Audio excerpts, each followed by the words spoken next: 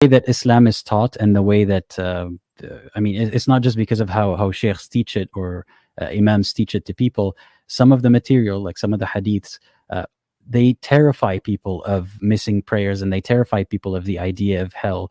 And I think it makes sense. If you believe in heaven and hell, and you believe in Islam, and you believe that the Prophet said certain things, I think it makes perfect sense that you'd be terrified of hell. And if anything, I feel for those people, because I used to be one of them.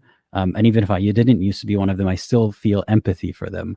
So I understand why Muslims are terrified of hell, or a lot of Muslims are terrified of hell. Okay. So this is what your feeling was, and you had the feeling of fear for not offering salah on time.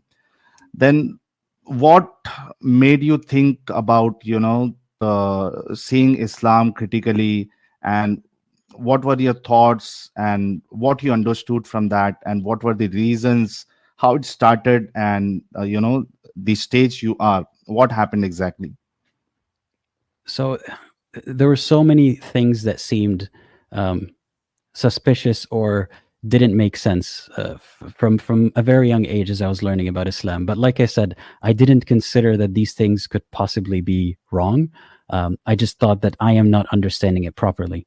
But the thing that really stuck with me from a very young age was how the idea that people who don't believe in Islam are going to hell. They won't be tested on whether or not they're a good person before they go to hell.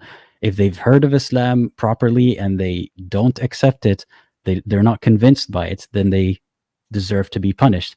And that never sat right with me, because even from a very young age, I was able to conceive, to understand, to hypothesize that maybe someone might not be convinced of Islam, not because they're a bad person, but they're just not convinced. And Islam doesn't leave much room for people who are not convinced. Islam makes it seem as if, or at least the way that I was taught Islam, and the way that I still, the way that I see the fatwas are today, Islam does not accept that someone can be an honest person or a sincere person and hear about Islam and read about it and not accept it. And that doesn't make sense to me. And I also had issues with the idea of predestination and free will. How can Allah write everything that will happen and determine it and know about it, and also people have free will at the same time? And God knows that most people are going to hell. Most people are not Muslims. So I had issues with a lot of these larger picture questions that did not fit within the Islamic narrative itself. How can Allah be wise and merciful, but also be so vindictive? So yeah, that was just the beginning of it. If I talk to you on behalf of Muslim, the issue that you had, the understanding of free will and destination. So Muslims say that, because we do discussions with Muslims every week. So if we bring this kind of issues, they say that, it's not that Allah has written something and what he has written we are doing. They say that Allah was knowing that we will do this, and that's the reason he has written this. So how you'll answer this question to them? Sure. So it depends. There are Muslims who actually believe that Allah wrote things down and determined them to happen that way. There's some precedent in the hadith for that being the way that it's happening. But even if we ignore that, if it's just about Allah knowing what's going to happen, not determining it, then first of all, then Allah has no control over what happens in that case, because God is just observing what is about to happen outside of his control, which I don't think makes sense. But also, even if it's just knowledge about what will happen in the future, I think God would have more empathy and understanding, especially if he knows the results of this test.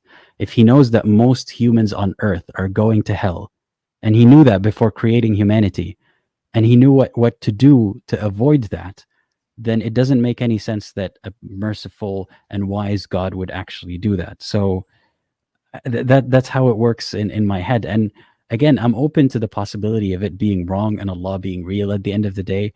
But I think that Allah would understand this confusion and would understand why someone might not be convinced by the arguments. And there's no room for that in Islam. Okay.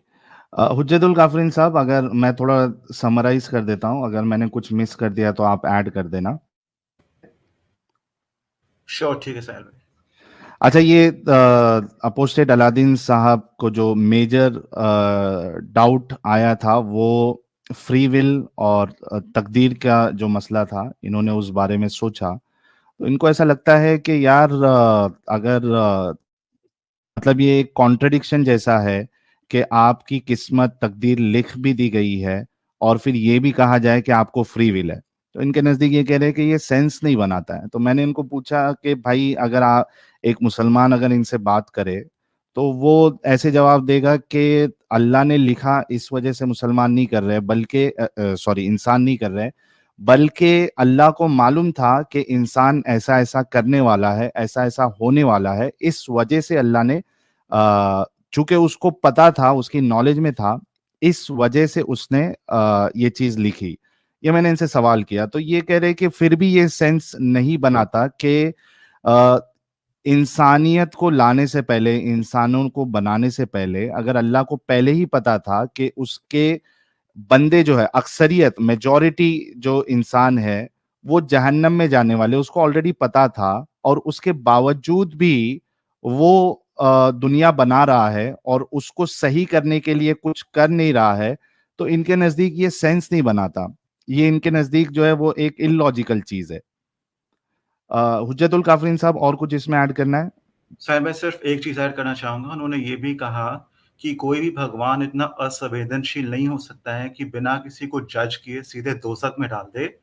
اور انہوں نے یہ بھی کہا کہ یدی اسلام کا بھگوان ایگزسٹ کرتا بھی ہے تو اس میں اتنی سنویدنشیلتا ضرور ہوگی کہ یدی وہ مرنے کے بعد ان کے پاس جاتا ہے تو وہ ان سے کنونس ہوا کہ وہ ان کی بات مان لے گا کہ جو لوگ اسلام میں نہیں آئے تھے ان کے وہ اسلام سے کنونس نہیں ہوئیں گے. تو انہوں نے at the end of the day انہوں نے ایک ونڈو چھوڑا ہے کہ یدی اسلام کا خدا ہوگا بھی ہائپوتھیٹیکلی تو اس میں اتنی سنویدنا ہوگی کہ وہ جو کفار کے جو ڈس آرگیومنٹس ہے وہ اس کو بھی سویکار کر لے.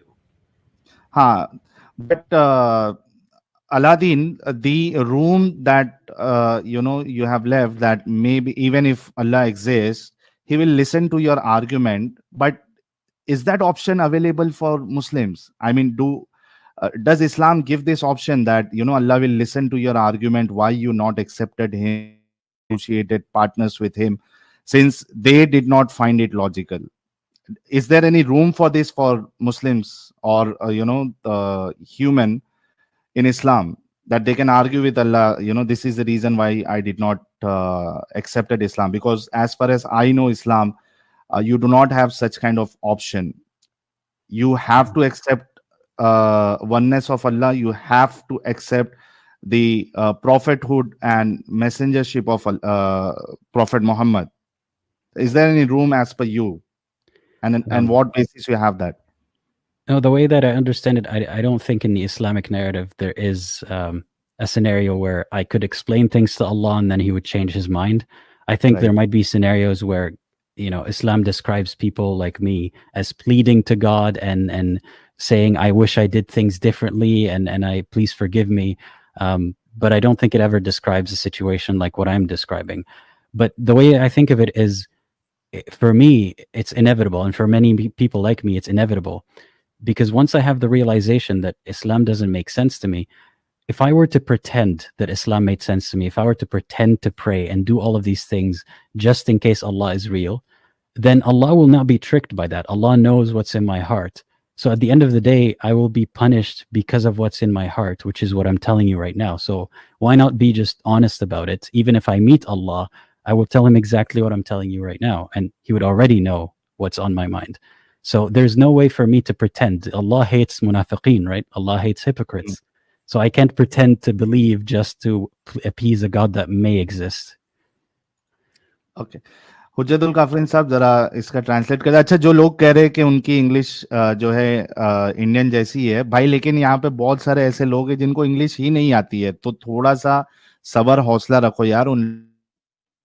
تو وہ بھی سمجھنے کے لیے دیکھ رہے ہیں نا کہ جو باہر کے لوگ ہیں ان کا دماغ کس طریقے سے کام کرتا ہے اسلام کو لے کے، ہے نا. آپ لوگ تو سمجھ جاؤ گے جن کو انگلش آتی ہے، لیکن جن کو نہیں آتی ان کے لیے پھر फिर उनका देखना ही ये स्ट्रीम बनता ही नहीं है ना। तो थोड़ा इसी वजह से हम लोग सिर्फ समराइज कर रहे हैं ताकि शॉर्ट में ये जो कहना चाह रहे वो बात आ जाए। अमित साहब, आपको कुछ ऐड करना था क्या? नहीं, बाहर के लोग नहीं यार, भाई इंडियंस भी मोस्टली हिंदी नहीं समझ सॉरी इंग्लिश नहीं समझ पाते हैं, और अपोस्टेट अलादीन की इंग्लिश माशाल्लाह बेहतरीन है, इंडियन इसमें एक्सेंट में ही है, पर भाई लोगों थोड़ा सा सब्र करो, ट्रांसलेट करने दीजिए। हाँ, और वैसे भी हम सिर्फ समरी दे रहे हैं, एग्जैक्ट जो है पूरा का पूरा नहीं कर रहे, ताकि ज्यादा वक्त जो है इसमें ना लगे। जी हुज्जतुल काफरीन साहब, अच्छा, इन्होंने एक आपने पीछे ट्रांसलेशन में गलती कर दी थी साहिल भाई, इन्होंने अरब से बोला था, सऊदी अरेबिया बोल रहे थे, तो सऊदी अरेबिया नहीं अरब से है। नहीं, उन्होंने बोला था सऊदी अरेबिया में वो पले बड़े, वो एग्जैक्ट लोकेशन नहीं बताना चाहते कि वो कहाँ पैदा हुए थे, लेकिन सऊदी अरेबिया में उनका काफी वक्त गुजरा, ऐसा कहा था उन्होंने। राइट ना हुज्जतुल काफरीन साहब? जी जी बिल्कुल जी। अच्छा, अभी जो उन्होंने कहा हुज्जतुल काफरीन साहब, फटाफट समरी दे दे हमारे दर्शकों को, फिर आगे बढ़ते हैं हम। उन्होंने ये कहा है कि जितना तक उन्होंने इस्लाम को समझा है, तो बेसिकली कुफार जब जाएंगे तो इस्लाम ये क्या उनके अंडरस्टैंडिंग के हिसाब से वो गिड़गिड़ाएंगे अल्लाह के सामने कि मैं माफ कर दो फलाना टिमकाना। और फिर उन्होंने फर्दर ये भी कहा कि यदि हर चीज प्रीडेस्टिन्ड है कि मैं धरती पर अल्लाह के आर्गुमेंट्स को नहीं मानूंगा, तो वो यही चीज जाकर के अल्लाह के सामने भी बोलेंगे, जो बात ऑलरेडी अल्लाह को मालूम रहेगी because of this logic of predestination. So at the end of the day this thing doesn't make sense, और इस्लाम में इसके लिए कोई खास जगह नहीं है। जी, thank you. So one issue, the major issue was with predestination and free will, apostate Aladdin. So apart from that, what were the major problems you have seen in Islam before leaving Islam? So that was one of the issues. I could get into specifics, but what I think mattered more than the specific instances of certain battles, for example, where the Prophet and his Sahaba were too brutal. Aside from these examples, or the Prophet's marriage to a child and certain scandals like these, even if you push all of these aside, it was mostly the realization that if I were to introduce this religion to a non-Muslim, or if I wanted to convert someone or convert myself, how would I go about doing that? And I tried to reach out to so many Muslims, some friends, some sheikhs, and just try to understand, why do they believe? How can I distill that into kind of like a sales pitch? Like if I were to introduce someone to Islam, what would I tell them to convince them? And I realized that there's nothing inherently that convincing about Islam, or nothing that proves Islam in the way that it should be proven. There's nothing that's worthy of punishment and torture to that extent. Allah didn't make a good case for himself. So if I were to try to introduce someone who's not a Muslim, even as a Muslim, I realized they're totally within their right not to believe me, and I don't even blame them. And I don't think it makes sense that they should be tortured for that. And I realized that a lot of the arguments that Muslims used when I wasn't even arguing with them, but when I was trying to understand from them why they believe or what makes Islam true, a lot of what they were saying applied to other religions as well, or it was the same kind of thinking that believers of other religions have used, including religions that Muslims consider polytheistic. So it wasn't just about the idea of monotheism. So it made me realize that people believing what they believe has nothing to do with how good of a person they are, or at least it's not just about how good of a person they are, maybe not at all. It's about where they were born, it's about their situation, it's about their life circumstances, and the fact that Islam is practically a game of it's based on geography. Where you were born determines what religion you have, for the most part. It doesn't make any sense that that's the criteria that God uses to judge people. So, like I said, there are many specific suspicious instances in Islam of things that Muhammad did wrong. But if you're a Muslim, you can dismiss any of them. But that wasn't the main issue for me. हुज्जतुल काफरीन साहब, इन्होंने ये कहा कि जैसे इन्होंने सहाबा की जो खूंखार जंगे के बारे में जाना, तो इनके अंदर एक द्वंद पैदा हुआ कि यदि मैं किसी गैर मुसलमान को इस्लाम की दावत देता हूँ, तो मैं उसके सामने क्या केस रखूंगा? बिकॉज एक खूंखार जंग में there is nothing good to invite someone to the religion. फिर उन्होंने जब इसके बारे में लोगों से जानने की कोशिश भी की, तब फिर उनके पास भी कुछ खास आर्ग्यूमेंट नहीं था। उसके बाद उन्होंने ये कहा कि अल्लाह ने इस्लाम के पर्सपेक्टिव से अपना केस अच्छा नहीं रखा है, दैट इज दीन इस्लाम में ऐसी कुछ अच्छी बात नहीं डाली है जिसकी वजह से ये गैर मुसलमान के पास जाए और उनको दीन की दावत दे।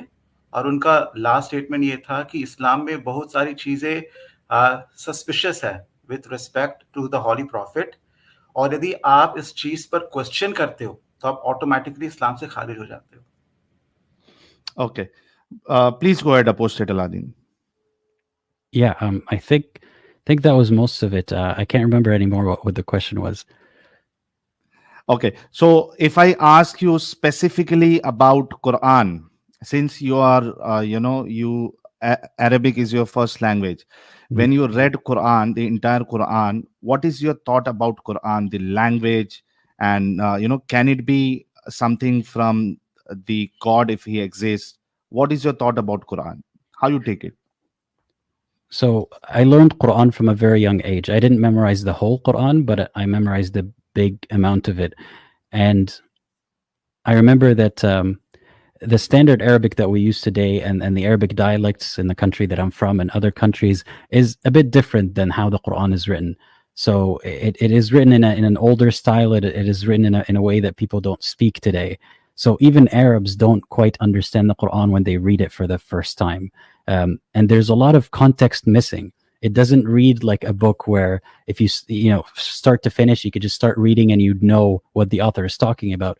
The author would switch the topics. It would switch the tense. He might be addressing Muhammad and then he's addressing all the Muslims without making it clear. It's very messy and put together in such a messy way. But I didn't accept any of that as a child. I just saw Arabic words sang in a certain way and I had to memorize them in a certain way. And even when I noticed something that looked like could be a grammatical mistake or a grammatical oddity that didn't conform to what I expected Arabic would look like, I would be told that Allah uses this grammatical exception for emphasis or something like that. So Arabic was built on the Quran. So there's no way that a Muslim can say the Quran is mistaken grammatically in this part or that part, because they're basing Arabic on the Quran and they make a lot of exceptions for the Quran specifically. But I always thought that there was something special about the Quran because I was told that it was special from a very young age. But frankly, I can see a lot of things in the Quran that could be written better, could be written simpler, could be written more elegantly and with less room for misinterpretation. And I don't think that the way that the Quran is written is proof that it is divine. So are you trying to say that being an Arabic speaker, you're trying to tell us that there are many things in Quran which are not grammatically correct, but the Muslims, they are taking it as an exception and they are trying to show that, since it is spoken by Allah, you need to consider it as right. Are you trying to say that? I know there's several instances of that in the Quran, yes. Can you give some example? I can't recall at the moment off the top of my head. So what I care more about, like, it wasn't just that there were grammatical mistakes. That part, I can ignore that part altogether. It was that the book could be written better. There are many things that even Muslims argue among themselves today about what they mean, that if I just add one word or remove one word, it would make a lot more sense. Or if I give a little bit more context, it would make more sense. But the Quran on its own is not enough. Like, Muslims with the Quran alone cannot be Muslims. Most of it doesn't make sense if you don't have the backstory, if you don't have the hadith, the seerah, and all the opinions of all the sheikhs. On its own, it doesn't hold up. But and I know that a lot of people say that there's a linguistic miracle, that the Quran is written in such a beautiful, linguistically miraculous way. I think it's written in a unique way that we don't see very often except in old poetry and prose. And just because nobody has written a book that big with the same style doesn't mean that this one is special because it's in that style. And I like to remind people, if the proof for Islam is that the Quran is linguistically miraculous, then that proof only works for a very small percentage of Muslims, because most Muslims are not Arabic speakers, and most humans on earth are not Arabic speakers. So it doesn't make any sense for God to have the proof for his religion only be possibly understood subjectively by a fraction of the population of the earth. Okay. हुज्जतुल काफरीन साहब थोड़ा सा summarise कर दे. इन्होंने basically ये कहा कि कुरान किसी विशेष भाषा शैली में नहीं लिखी है. भाषा शैली में विशेष ये है कि जिस किस्म की जो पुरानी शायरी लिखी जाती है, कुरान उसी में लिखी है, लेकिन वो भी कुरान को यूनिक नहीं बनाती है, क्योंकि आपके पास पुरानी बहुत सारी कविताएं और शायरी हैं, ऑलरेडी एग्जिस्ट करती हैं. उसके बावजूद भी कुरान जिस भाषा में लिखी है, वो भाषा एक specific fraction of world population बोलती है. So it doesn't make sense कि जो जिसने कुरान लिखी है वो एक स्पेसिफिक परसेंटेज ऑफ पॉपुलेशन की भाषा में कुरान लिख रहा है. हाँ, वो ये कहना चाह रहे थे कि भाई अल्लाह को ये एक तरीका कौन सा अपने आप को सही करने का, साबित करने का था कि वो कुछ लोग जो अरबी बोलते हैं उनके लिए दे. तो ये कह रहे कि ये इट डजंट मेक सेंस, ये कोई एक्स्ट्रा ऑर्डिनरी बात नहीं है कुरान को एक्सेप्ट करने के लिए कि खुदा की तरफ से है. इसके अलावा इन्होंने ये भी कहा कि भाई जब मैंने इनसे पूछा कि कुरान जब आपने पूरा पढ़ा तो उसके बारे में आपकी क्या राय है, तो ये कहते हैं कि कुरान में जो है ना कोई सेंस नहीं बनता है. अल्लाह कभी एक चीज बताता है, फिर इमीडिएटली जो है वो स्विच करके किसी और तरफ चला जाता है, फिर उसके बाद किसी तीसरी जगह पे चले जाता है. यानी उसका कोई कॉन्टेक्स्ट नहीं है. और जब तक आप अलग अलग तफसीर नहीं पढ़े, आप हदीसों का मुताला नहीं करे, कुरान आपके लिए सेंस बनाएगा ही नहीं. और यही चीज हम हमेशा से कहते हैं कि कुरान से बड़ी एम्बिगुअस किताब दुनिया में कोई हो ही नहीं सकती. इसमें तो खुद उलमा कंफ्यूज है. आप सोचो कि एक ही आयत को लेके जो है वो एक आलिम कुछ अलग बोलेगा, दूसरा आलिम कुछ अलग बोलेगा, एक की इंटरप्रिटेशन कुछ अलग रहेगी, दूसरे की इंटरप्रिटेशन अलग रहेगी, क्योंकि कुरान को अल्लाह ने आसान भाषा में लिखा ही नहीं, ना उसको एक कॉन्टेक्स्ट दिया कि एक आम इंसान अगर उसको पढ़े तो उसको समझ में आए कि भाई ऑथर बोलना क्या चाह रहा है. तो ये सबसे बड़ा प्रॉब्लम इस्लाम का है. Apostate Aladdin, next question to you is, have you seen different versions of Quran? Because we have done stream where we have shown people there are different versions of Quran. People like Zakir Naik and other scholars previously used to tell, I don't know about Arabs, but in India and especially Hindi and Urdu speaking people, they used to tell that no word of Quran has changed, not even a letter. If you go from India to America to any part of the world, the Quran is same. But later on, many people shown to others that there are different versions of Quran. Mostly what we are reading in India, Pakistan and other parts are that is the Hafs Quran. Then you have verse, then you have Qalun, then you have some other this and that. What is your thought about that? So this is a topic that I'm not an expert on this topic by any means, but I'll give you my thoughts anyway. There are different versions of the Quran in the sense that they're called ahruf and qira'at. They're different books that, like you mentioned, the Hafs version. There's Warsh. There's other ones. There are minor differences. I mean, when sheikhs say that there's not a difference of a letter, that's not true. There are differences of letters and words sometimes. And those sheikhs argue that the differences are not significant enough to be considered different, meaning that the meaning is the same, whether you read it this way or that way, or you write it one way or another. I think there are examples where the meaning changed. Like there's I can't remember the specific verse or the versions, but one would say qatilu, one would say iqtulu, which is fight versus kill. And I would consider that to be different.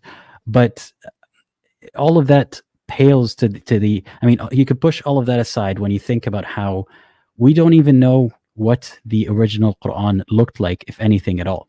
I mean, we have hadiths about how there were other verses and surahs that are no longer in the Quran now. Hadiths about how people said we used to read this verse differently than we do now. That's in the days of the Prophet. So we have no idea how the Quran was when the Prophet died. It wasn't even fully compiled. All we have is like the oldest version of the Quran is not even close to Muhammad's death. So to say that the Quran is very well preserved, even if it were, which it doesn't seem to be, but even if it were preserved letter for letter, it doesn't prove anything. This is, it's as if these sheikhs or the promoters of the religion, they select one criteria where Islam excels. They select this criteria being how many people memorized it, the Quran, and how little variation there is in the copies of it. And then they use that criteria as proof. But if you were to assess any other religion or any other text in any context, you would never say, just because it has not been changed in 1,000, 2,000 years means that it is from God. That is not a criteria for divinity. True. हुजैतुल गाफिन साहब थोड़ा सा summarise कर दे इसको.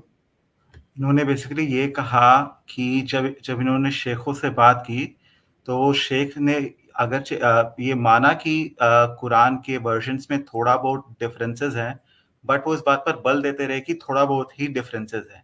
लेकिन इनका opinion ये है कि वो थोड़ा बहुत डिफरेंसेस नहीं है, बल्कि डिफरेंसेस इतने ज़्यादा हैं कि कुरान का मतलब ही बदल जाता है. फिर उन्होंने फाइट और किल वाला एग्जाम्पल दिया. फिर उन्होंने ये कहा कि उनको कि इससे सिग्निफिकेंट प्रॉब्लम ये आती कि अब ये नहीं पता है कि पैगंबर साहब के ज़माने में कौन सा कुरान रिवील हुआ था. फिर उन्होंने ये आर्ग्यूमेंट दिया कि यदि मान भी लेते हैं कि इसमें कुछ चेंजेस नहीं हुए हैं, तो इससे साबित भी कुछ नहीं होता है. Islam is not proof because of this. फिर उन्होंने फर्दर ये बात बोली कि जब ये दूसरे मजहबों को आंकते हैं तो फिर वो बताते कि इतना इतना सारा डिफरेंसेस हैं, लेकिन कुरान में सिर्फ इतना माइनर डिफरेंसेस हैं, फिर भी इस्लाम का अल्लाह इससे साबित नहीं होता है. एग्जैक्टली कि वो अगर ये कहना चाह रहे कि वो अगर प्रिजर्व भी है तो भी इससे ये साबित नहीं होता है कि वो अल्लाह का कुरान है. यानी कोई चीज को आप प्रिजर्व करके रख लो तो उससे ये थोड़ी ना साबित हो गया कि वो खुदा की तरफ से. जैसा मम्मी, एक मैं एग्जांपल दे रहा हूं, मम्मी को प्रिजर्व करके रखा गया कितने सालों से, तो क्या इसका क्या मतलब हो गया खुदा है या अल्लाह ने किया?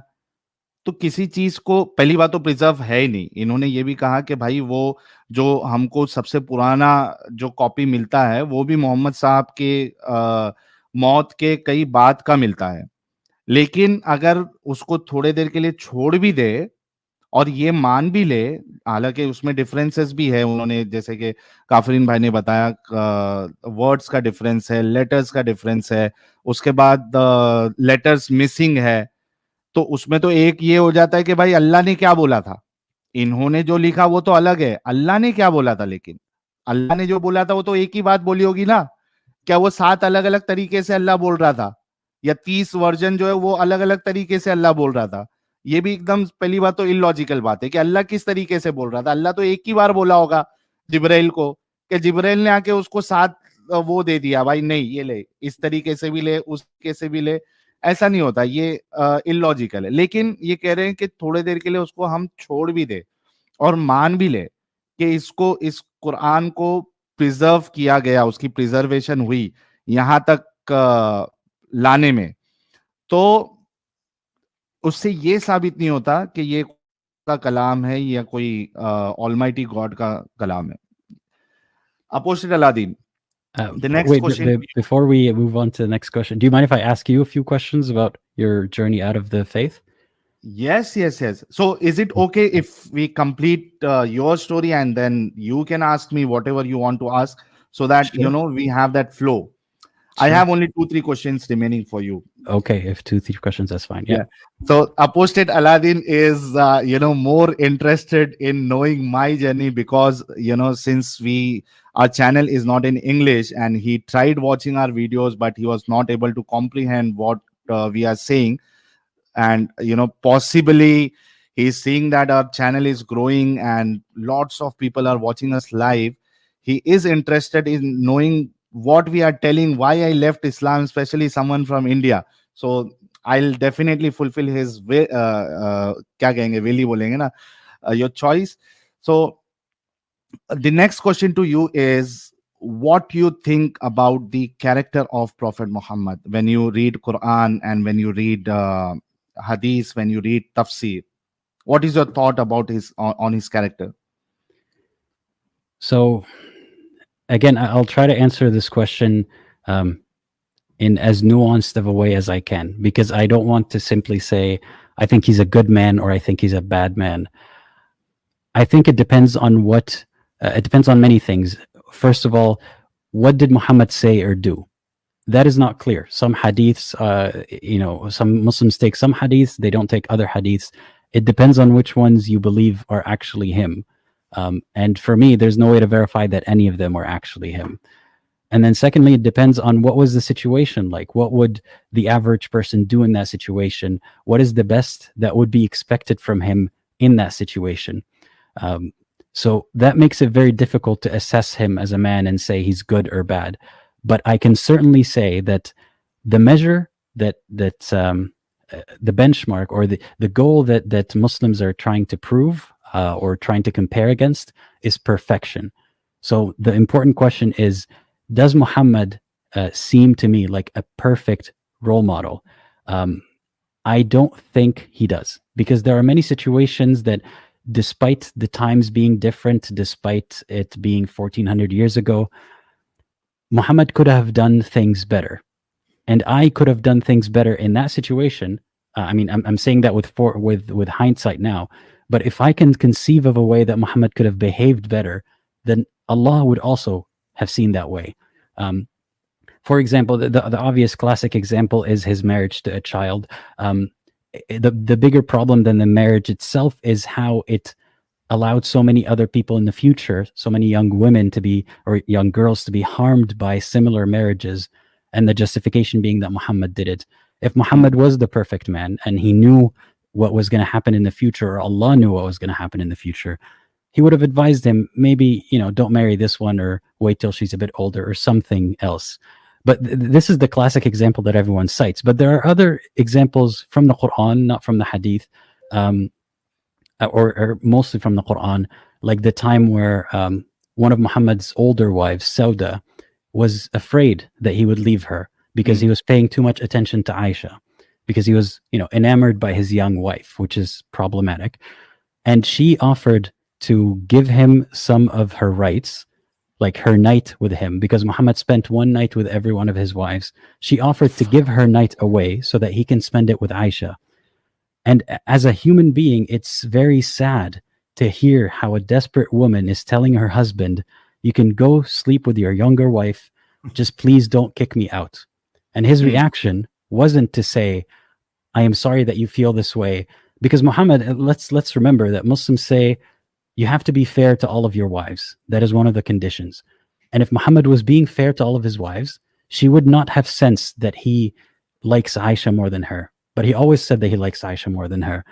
So instead of telling her, I'm sorry that you feel this way, and I'm sorry that I made you feel this way, and I will change my behavior, he says, yes, I will take your offer. And then he makes it into a verse where he tells people, tells women, if you're afraid that your husband's going to leave you, it's okay to give up some of your rights. He could have behaved better in that situation. I don't think that's the perfect husband. And that's just one of many, many examples. So to summarize the answer, I will not judge him and say that he was a good person or a bad person, but I can easily say, for the purposes of assessment of whether or not he is a perfect person, he was definitely not a perfect person. That's great. उज्जैदुल गाफरीन साहब थोड़ा सा summarise कर दे. इन्होंने ये कहा कि मोहम्मद साहब के बारे में आप एक सिंपल यस और नो या सही या गलत नहीं बोल सकते हैं. उन्होंने कहा कि वो इसका एक ज़्यादा विस्तृत आंसर देंगे.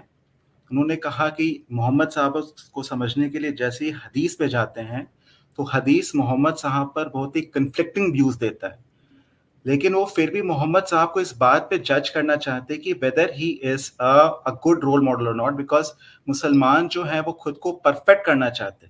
پھر انہوں نے کہا کہ محمد صاحب has not done a good job, انہوں نے ایک اچھا کام نہیں کیا ہے ایز اے رول ماڈل کے لیے, کیونکہ یدی وہ خود مطلب اپوسٹ الادن صاحب وہاں پہ خود ہوتے تو وہ ان سے زیادہ اچھے ایکشن کر سکتے تھے. تو انہوں نے ایز اے رول ماڈل ایک اچھا ایکشن نہیں کیا ہے ان کے حساب سے. پھر انہوں نے اس کے 2 ایگزامپل دیے. پہلا ایگزامپل تھا امی عائشہ کے ساتھ جو ان کا بال وواہ ہوا تھا. پھر وہ جاتے ہیں بی بی سودا کے پاس کہ بھائی کہ بی بی سودا کو جب یہ خوف آیا کہ محمد صاحب مجھے چھوڑ دیں گے تو انہوں نے اپنے کچھ رائٹس سرنڈر کر دیے. انہوں نے پھر ایک بہت ہی نیوانس ٹاپک ریز کیا تھا وکٹم شیمنگ کا, کہ محمد صاحب نے اس پرکرن کو ایسے پرستت کیا کہ بھائی میں تم پر اپکار کر رہا ہوں کہ یار میں تجھے چھوڑ نہیں رہا ہوں. اور یہاں پر جو وکٹم تھی بی بی سودا, she was actually felt gratified کہ یار کم سے کم یہ مجھے چھوڑ نہیں رہا ہے کیونکہ میں نے اپنے کچھ رائٹس ایز اے وائف میں نے سرنڈر کر دیے. پھر انہوں نے یہ کہا کہ یہ دونوں ایگزامپل خطرناک اس لیے ہیں کیونکہ آگے جا کر کے پریسیڈنٹ سیٹ کرتے ہیں. بال وواہ کا بھی مطلب ایک چھوٹی عمر کی بچی کا شادی ایک بہت ہی بڑے بابا کے ساتھ کرانے کا, اور اس کا بھی کہ آپ کیسے ایک وائف کو کوئرس کر سکتے ہیں ان فیوچر اپنی بات منوانے کے لیے. بالکل, بلکہ انہوں نے یہ بھی کہا ہے کہ بھائی رسول اللہ نے ہر وقت پنکی کو زیادہ کیا کہتے ہیں اس کو, کیا کون سا ورڈ ہے یار اپن یوز کرتے ہیں, زیادہ اہمیت دی, پنکی سے زیادہ پیار کرتے تھے کیونکہ وہ چھوٹی عمر کی تھی پنکی تو, اور رسول اللہ ان کو پنکی بولنا پسند کرتے تھے. پنکی مطلب ایسا انگلش میں پنکی نہیں بولتے تھے, حمیرہ کہتے تھے اس کو. تو ایک مولوی کا میں ریل دیکھ رہا تھا تو انہوں نے کہا کہ پنکی کا سوری حمیرہ جو ہے اس کا اگر آپ ٹرانسلیشن کرو تو وہ پنکی ہوتا ہے. تو رسول اللہ جو ہے وہ پنکی کو زیادہ پسند کرتے تھے, اور حضرت سودا جو ہے وہ بوڑھی تھی اور ہٹی کٹی تھی وہ, اور حضرت سودا کے ساتھ کیا کیا وہ آپ سب کو معلوم ہے, ہم نے یہاں کئی بار کور کیا ہے. تو جب حضرت سودا کو جب یہ خوف ہوا کہ بھائی رسول اللہ مجھے طلاق دے دیں گے, تو انہوں نے رسول اللہ سے کہا کہ میں اپنا جو رات کا وقت ہے, رسول اللہ ہر رات جو ہے الگ الگ وائف کے ساتھ رہتے تھے, ان کو ٹائم دیتے تھے, ہر ایک رات ایک ایک کے لیے فکس تھی. تو انہوں نے کہا کہ میں اپنا وقت دے دیتی ہوں, آپ پنکی کے ساتھ رہو.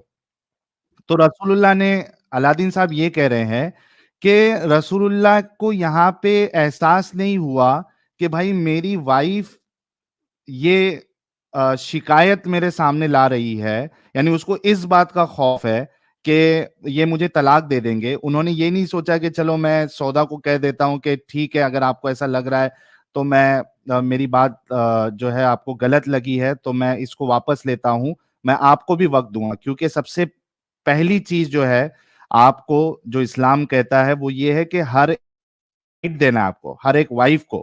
تو وہاں پہ انہوں نے وہ نہیں کیا بلکہ آفر ایکسپٹ کر لیا سودا کا. تو یہ کہنا چاہ رہے کہ ان کی محبت سب سے زیادہ جو ہے وہ پنکی جی کے ساتھ تھی. تو یہ ایک بیسٹ رول ماڈل تو نہیں ہو سکتے, میں ان کو صحیح یا غلط نہیں کہوں گا, کیریکٹر وائز میں جج نہیں کروں گا, لیکن یہ کہہ رہے کہ میں ہوتا تو بہتر اس سے کر سکتا تھا. میرے لیے رسول اللہ جو ہے وہ ایک بیسٹ رول ماڈل نہیں ہو سکتے. Thank you so much apostate الادین. What is the message that you want to give to the Muslims who are listening to us? So it's hard to summarize it. A short message. What do you expect from Muslims? Oh, that's a different question. So I'll start with the message that I hope to give to Muslims is to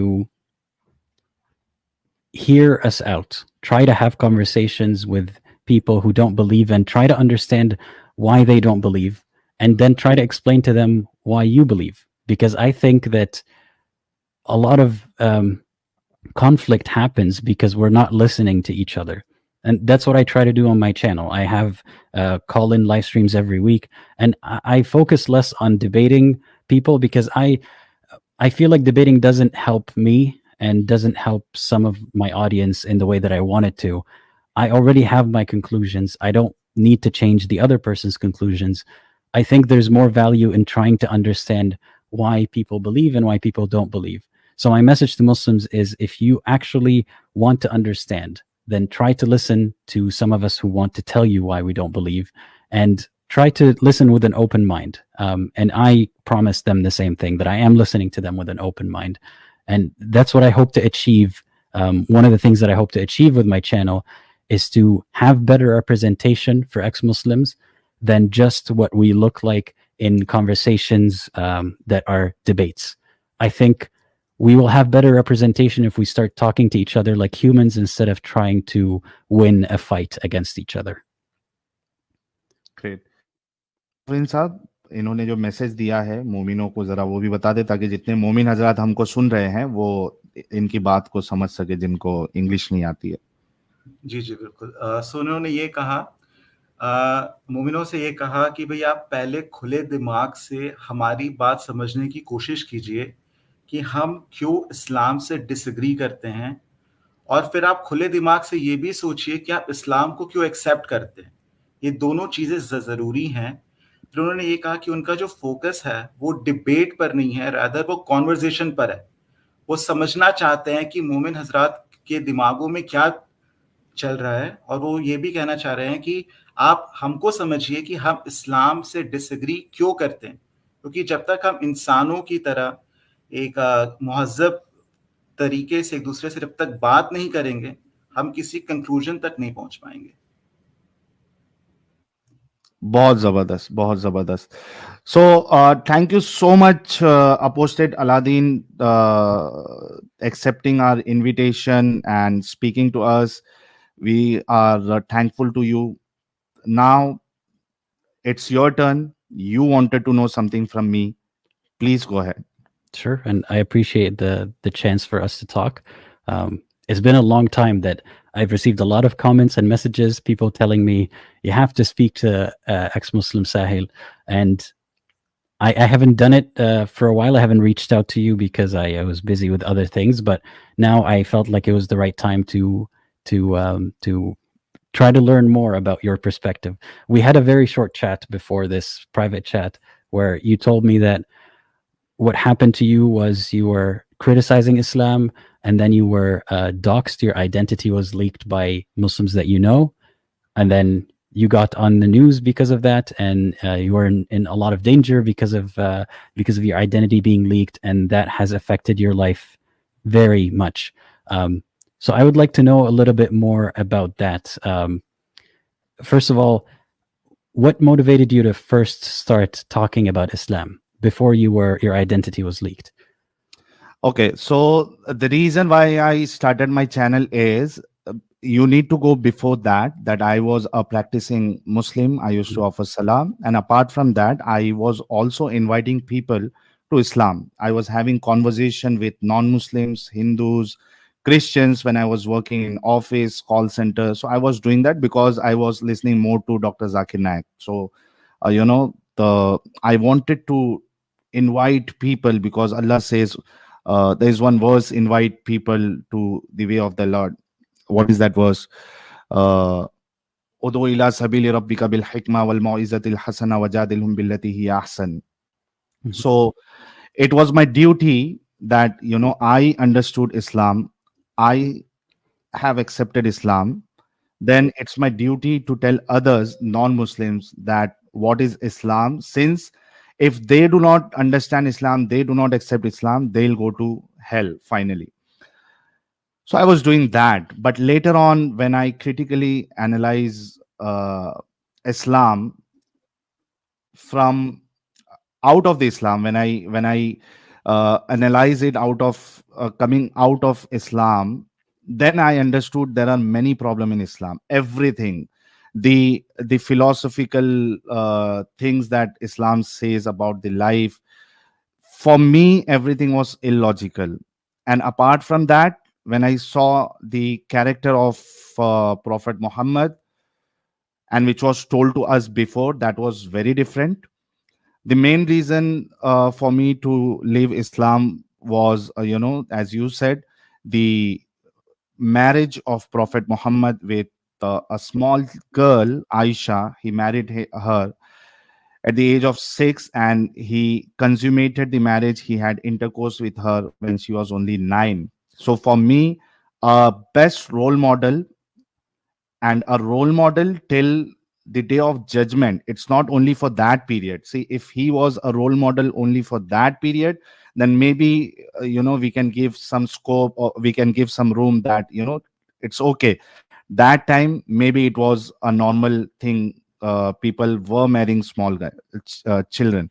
But since he is a role model till the day of judgment, how can we accept him as a perfect role model in our life?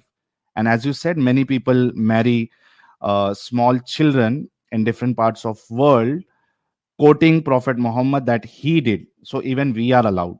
So that was one of the thing. Then secondly, uh, the the concept of slavery, that was very wrong to me.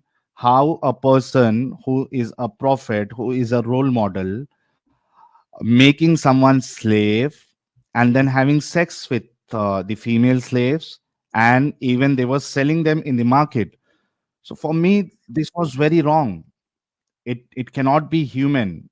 So how a role model, a prophet, a messenger who is sent from God, selected by God, can do such kind of thing? So that was other thing. Then apart from that, the concept of test. Allah has sent people to test whether they are good or bad. That was very illogical to me. Then uh, the concept of punishment, that if you do not accept the divinity of God, and not only divinity of God, you cannot associate partners with God. So if you do shirk, if you associate partners with Allah, and even if you do all the good things in the world, still you will go to Jahannam, and you will be burnt forever. So that was very illogical for me. And on the other side, if you are a Muslim, if you have Iman, you do everything. You rape someone, you kill someone. There are two options. Allah can forgive you without punishing you, or Allah can punish you for your wrongdoings, and at the end you will go to Jannah because you had Iman. So this was very illogical to me. How a merciful God can do such kind of thing? So these were the things which I thought it's not right. It cannot be from God, and that's the reason I left Islam. So after leaving Islam, uh, my family come to know about this, that I have left Islam. So there were a lot of problem in my family. Till that time, I had no intention to open my channel. Then after 1 year, I thought, like, when I was in Islam, I was a Muslim and I was preaching others to come to Islam. Now I understood the reality, and I know what Islam is, and it's not good for humanity, it's not good for the world. Why should I not open a channel, YouTube channel, make use of social media platform, and tell people that this is the real Islam? And my main intention was to engage with Muslims and show them that this is the real Islam. This is what your scholars are not telling you. They are not giving you the perspective why this is wrong, why child marriage is wrong, why slavery is wrong, why the concept of punishment or test is wrong. So that was my intention. So with that intention, I opened my channel. But everyone knows that if you come openly, even in India, it's Pakistan or the Arab country, you cannot do that. But in India also, you cannot openly come and tell people that this is the problem with Islam and this is the problem with Prophet Muhammad. Everyone knows that. So that's the reason I came without my face. I started my channel. I started doing live stream. I started having discussion with Muslims. So my channel started growing. We used to have some starting when I started my live stream, it was only 30, 40 people watching me live. Then, uh, the channel started growing. We had 100, 200, 500, 600, 700, 1000, 1500. live viewers watching our discussion, because we were only discussing with Muslims and not anyone else. So I also had a group when I was Muslim, wherein we had people who were also like me, telling about Islam to others, inviting others to Islam. So they were active on YouTube. So one of my friend who was from this Dawa gang, Dawa group, he identified my voice, and then he started checking my activities, at what time I am free, what time I'm going to home, whether this is the same person. When they understood I am the one who is running this channel, they started leaking, they started telling to everyone that, this guy is doing this thing, this guy is talking against Islam. So this is how my identity got leaked. Everyone, they shown my face, they shown where I stay, they shown what I did, where I was working, they shown everything to everyone, that this is the guy. So after that, I stopped my channel for some period. Then again I started the channel. Then I got invitation from a news channel to come to their show and have a discussion with Islamic scholars. So my first appearance on national news channel was on India TV. Crores of people watched that live, and on their YouTube channel, at least I think some 10 million people watched that show.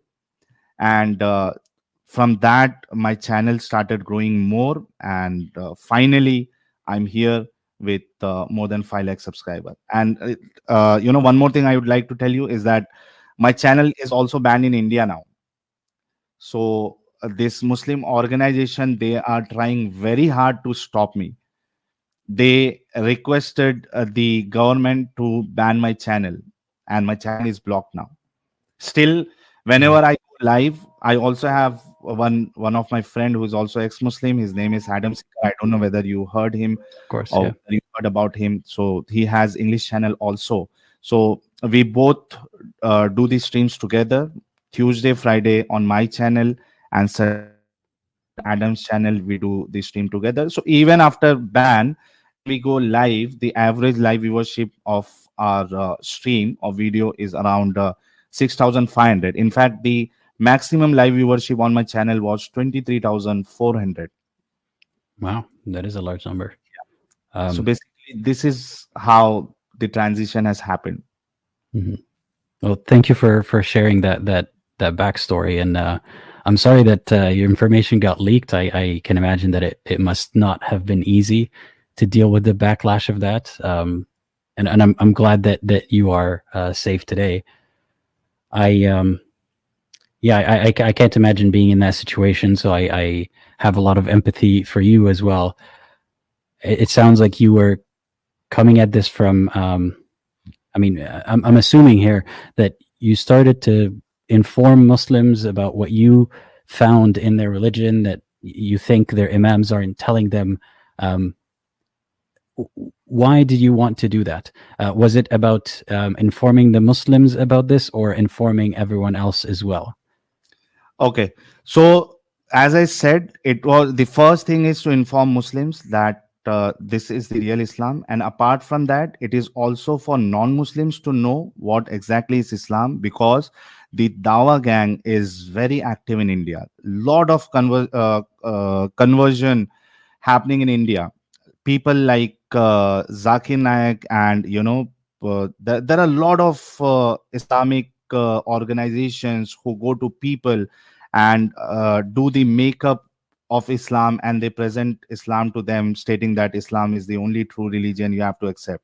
So it's not only about telling the real Islam to Muslims, but also to non-Muslims, so that they know what exactly is Islam.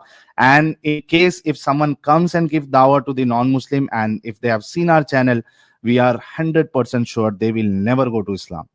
So it's for everyone, Muslims as well as non-Muslims. So how effective do you think your channel and your approach in general has been in informing Muslims? Or how effective has it been? As in, do Muslims accept what you say? Does it help them in any way, or do you find more opposition than than acceptance. Yes. So we have got a very good result. Since you cannot comprehend our channel, what is happening, it's in Hindi Urdu language.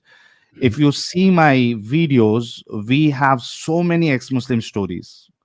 People started watching our channel.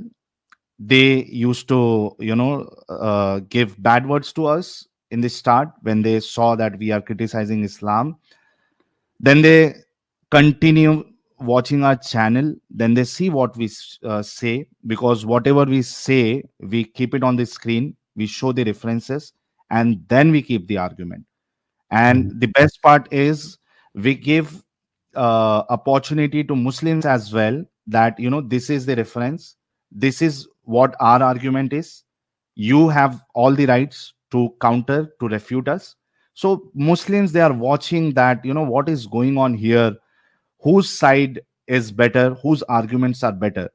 Lot of people, they have left Islam watching our channel. We have a lot of stories.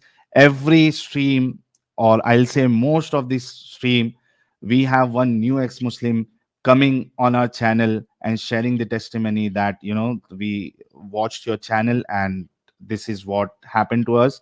We understood, we rechecked, because everything is available online, and they say that we left Islam. We have lots of stories on our channel.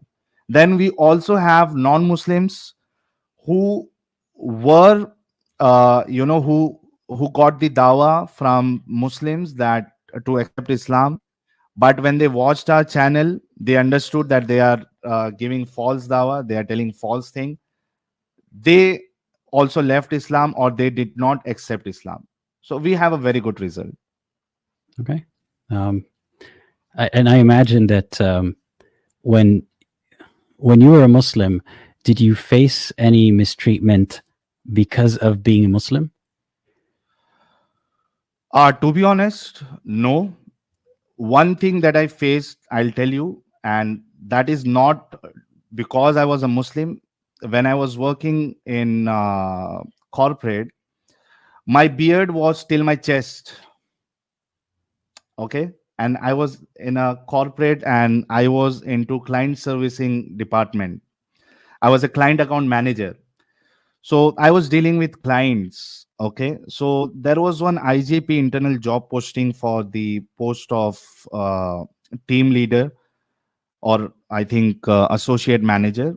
When I went there, they did not select me because I had a big beard. So that was not because of Islam, but because of the presentation and the job profile that I was into. Apart from that, I'll tell you, if you do not know the scenario of India, Muslims are living very freely. In fact, in fact, they ensure that they get the things what they want. So they have so much power in India. Muslims are very safe. Yes, you may see some incidents where some of the Muslims might have been lynched or killed, but that is very rare. That does not represent the entire India. In Well, I India, yeah. Muslims are, I think, have more rights than they have rights in different countries. I'll give one example to you. Okay. Do you have any idea about Tablighi Jamaat? I've heard of that before. It's a form of da'wah, basically, right? Yeah. So there is one Tablighi Jamaat which has started from India. In Saudi Arabia, they have banned Tablighi Jamaat. Okay. They have banned Tablighi Jamaat. But in India, Tablighi Jamaat is very free to do the Tabligh. They were found involved in so many subversive, but they are still not banned. In Saudi Arabia, you cannot pray namaz, you cannot offer salah on the road outside mosque. But in India, no one will question you. You can see many Muslims offering a prayer on the beach, in the train, outside the mosque, on the road. They are very free in India. They do everything. Well, here's something that I've heard again, because I don't understand the conversations that you have on your channel. So I heard this from someone else, from one of our or several of our mutual viewers, about how you've had people on your show, people who are okay with things like lynching mobs and things of that nature. Um, do you think that there is a movement that is pro violence against Muslims, and do you think that are you aware of that movement at all in your following or anywhere else in the spaces where you interact? See, this is a propaganda against Indians. This is a propaganda against Indians. We do not, what do you say? We do not support any kind of violence against anyone, be it Muslim or non-Muslim or anyone else. We believe in humanity. Anyone who is against humanity, we do not support that. We condemn that. That's the reason. Before you asked me anything, I told you that you might have heard certain incidents, where the Muslims are lynched, but it has been shown to the world out of proportion.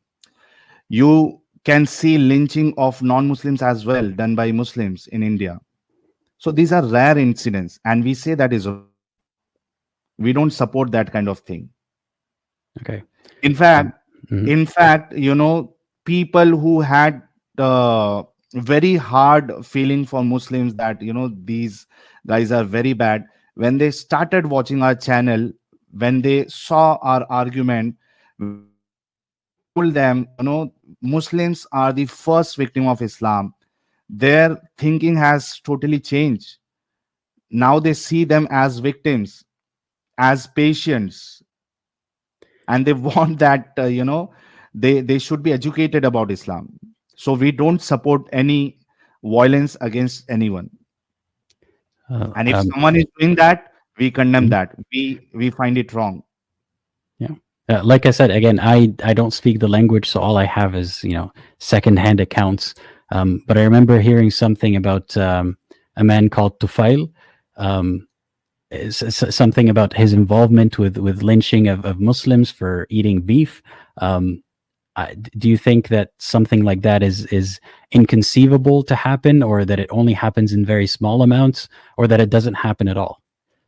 Okay, so as you said, the name of the person that you said, he is one of a supporter, my friend. He is Mhm. like my friend, my elder. So first thing, he is not involved in any lynching. Okay. Yes, I'll tell you one thing. In India, for most of the people, cow is something very holy to them. Okay. So if someone says that, if you kill cow, will do something or I'll do something, that doesn't mean that literally they will go and kill someone. Okay. So I know him personally. He is not that sort of guy. He might have given some certain statements, and the statements can be in anger, and these kind of statements can be heard from anyone. That doesn't mean the person will go and kill someone. Do you feel the same way about angry statements made by Muslims? No, for Muslims, we very well know that if they hear anything about Prophet Muhammad, you can say anything about Allah. They are still okay with that. But if you say anything about Prophet, against Prophet, yes, they can go and kill someone. We have lot of cases. We have, examples of people getting beaten, killed in the name of, in the honor of Prophet Muhammad. Oh, So, I'm very aware of that. I've actually made videos about that myself, and it's something, as you could tell, I'm wearing a mask for similar reasons. Because even if I'm not worried about immediately my physical safety, I know that I could be in danger for this, as you were in danger. I right. understand. But don't you think that it's similar if someone says that uh, people who find cows to be holy might make certain insinuations or threats, but they don't actually mean them? One Okay. could say similar things about Muhammad, right? Yeah, I'll answer that. See, there's a huge difference between the both. Okay. There may be people, or there are some people, fraction of people, who might be doing this. So as I said, we condemn that. Okay, but the major difference between the both is their religion, their books, their scriptures does not tell that if someone says anything to cow or kill cow, go and kill them. On the other hand side, since you know Islam